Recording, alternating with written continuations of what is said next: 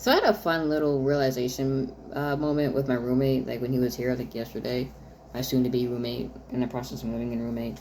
We love each other, roommate. But you know, I'm polyamorous. We have a non-monogamous thing going on, right? And I never really felt jealous or possessive in my previous relationships. I never did. Well, I mean, I felt a little bit jealous, but not like that, like that. You know, compared to like the guys I was dating. You know, they always felt so possessive and jealous all the fucking time.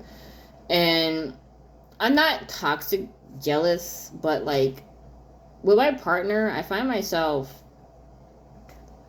actually like caring and actually like putting an effort so that he feels comfortable, not making him stay obviously, but like, you know, I feel motivated to actually, you know, try to be something, to create a relationship space where he feels comfortable and he doesn't want to leave. And I never felt that before. You know, I never felt the urge to kind of like compete or fight for somebody. Not those are toxic ways to say it, but we live in a monogamous normative world. You know what I'm trying to say? I never felt the need to put in effort, not effort, but like I never felt the need to like want to protect something that I have in a relationship setting, right? And looking back at my previous shitty relationships and kind of being on the opposite side of no, actually having a good fucking relationship with somebody who I love and doesn't make me want to end my life, I kind of understand why my exes were so hella like competitive and possessive. And I'm not condoning it. Don't get me wrong, they were shitty fucking partners.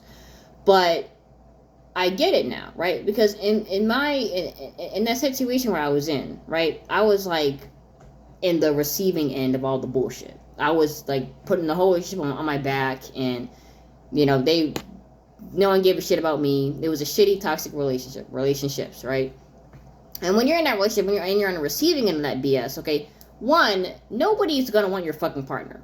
Your partner, like everybody from the outside knows your partner is trash. Okay, you were the poor, naive, impressionable girl that got roped into some man's BS because you didn't know better, and you know he just managed to catch a vulnerable victim. That's how it goes. So nobody else wants your man, and that's why he's, you know, being desperate and being controlling and being abusive, because he's got the good end of the deal out of everything. Okay, he's the one that has a good woman, the cute girl to have sex with, and you know put up with his bullshit. You know, so of course he has to be, you know, possessive and all that crap, because he has to, you know, shackle you down and tie you up because he got a good thing going. He finally got a female to control. You know, um, me being on the opposite end, one, I didn't have much to compete with because nobody wanted my man, and two, I didn't even really want my man. I was more so just concerned with just trying to navigate in a shitty, fucked up relationship that was making me miserable, or trying to find ways to fucking leave.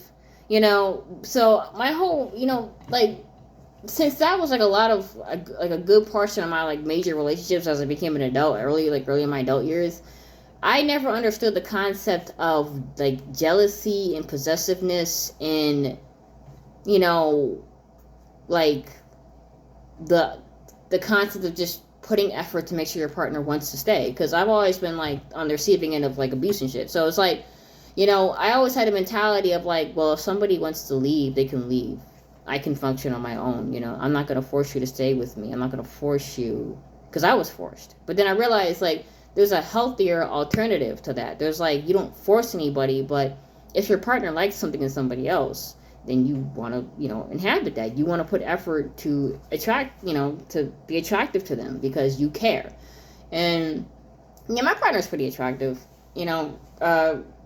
And this isn't to say I want him to like be ultimate. That's not what I'm saying. What I'm saying is I want to put in effort to make sure he is actually happy being with me, you know, not just, you know, like it's not this complacent defensive mechanism that I had where it was like, oh, if you leave, goodbye. I don't really care. No, I actually don't want him to leave. I mean, if he does want, if he somewhere down the line wants to leave, then I'm not going to force him. I'm not abusive, but like, I don't want him to leave. I actually would care if he did leave. I wouldn't be able to write that off. I would actually be upset. So I find myself like motivating, you know, like being motivated to make sure I'm a pretty good human, so he doesn't want to leave or whatever, you know.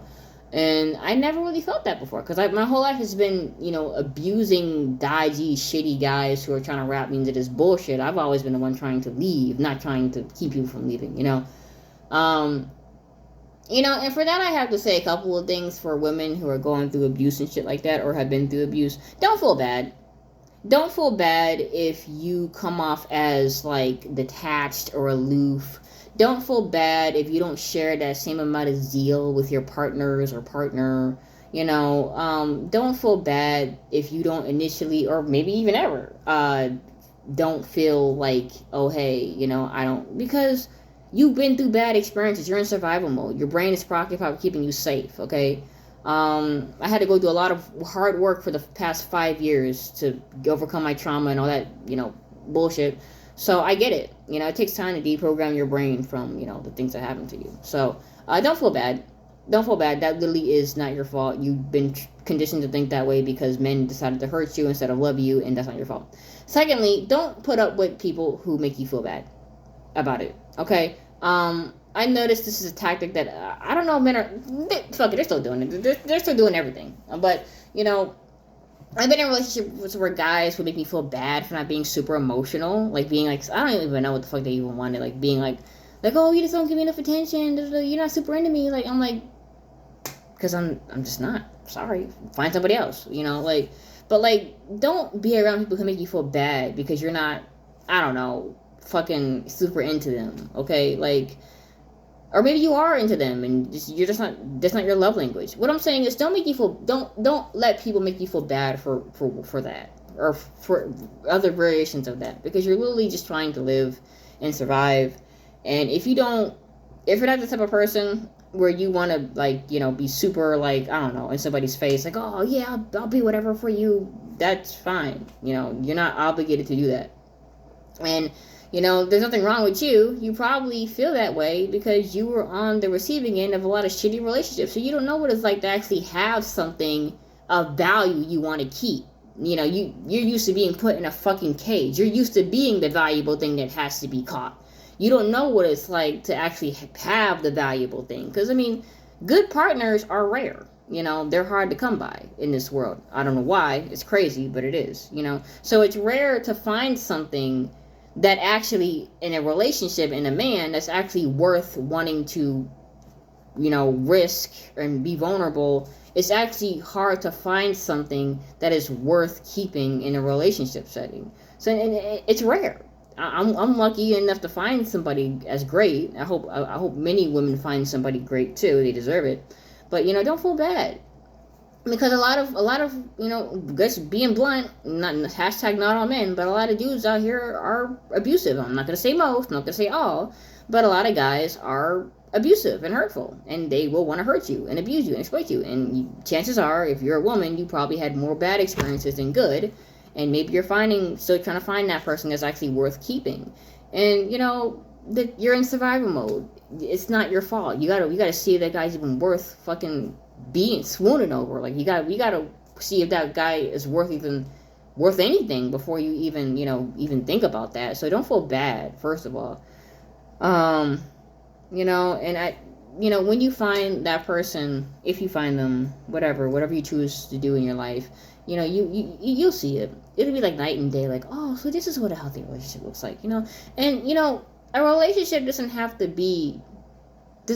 fit a certain criteria. Me and my partner, my roommate, we don't even call each other boyfriend and girlfriend. We call each other roommates. Like, we don't even use labels. Like, why? I don't need a label. I don't care. Like, I felt trapped in labels personally, so we decided not to. I don't fucking care. I don't need to call somebody my boyfriend. I don't give a shit. I don't care about status or labels. I care about the person that I'm with and the experiences and the happy feelings. I don't give a shit about a label. I think if you care too much about the label, that's a red flag, in my opinion. But fucking my ADHD is killing me. I don't even know what my initial point was. I think my initial point was just when you find somebody who's well, I remember now. Okay, when you find the right thing for you, it doesn't have to be no cookie cutter bullshit. A relationship is two people that are harmonious together naturally and organically and can coexist. Now, Only the test of time can see how long the harmony can be. You know, people grow up, people change, people become different. You know, seasons change, but you know, if you can organically, naturally, and just harmoniously be with somebody, that's a healthy relationship. And a healthy relationship can look in many different forms. Okay, it's all up to you. We're all individuals. We're not fucking hive minds. And you know, what else was I gonna say? Um, I don't know what else. I think that's all I have to say. You know, it feels nice. It feels nice having to be in a relationship, be with somebody that doesn't make me fucking miserable and angry all the time. It really is nice. And I'm happy that I'm experiencing it after all these years.